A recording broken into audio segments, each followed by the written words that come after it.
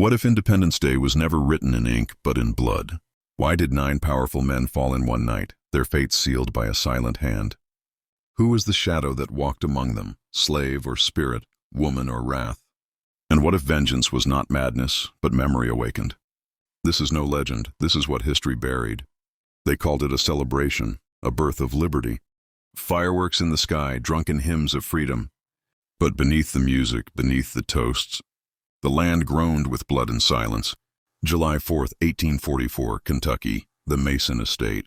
White lace and linen swirled across floors built on Cherokee graves. Liberty was toasted with glasses raised high. Even as chains clinked in the fields, I was there. My name is Eliza. I belong to the Masons. My family had been replaced like broken dishes, shattered, forgotten. My mother bore lashes.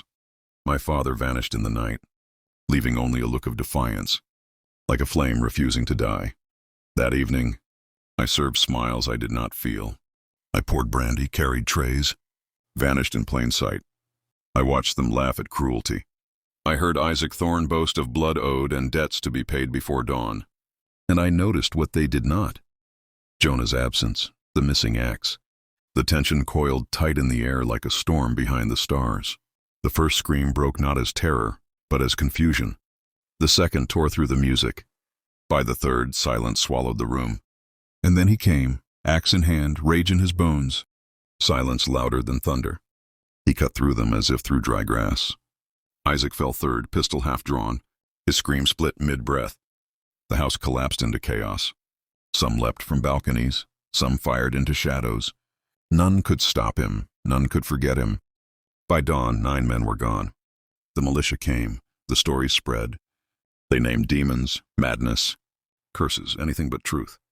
They dragged Jeremiah, the blacksmith, into chains, and said he confessed. But when I looked in his eyes, I saw not guilt, but recognition.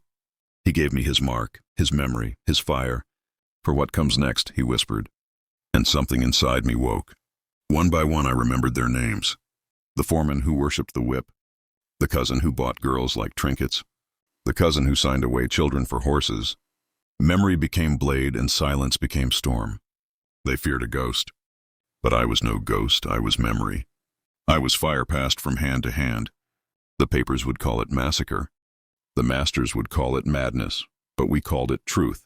Because embers do not forget, and once fire is born, it does not ask permission to burn.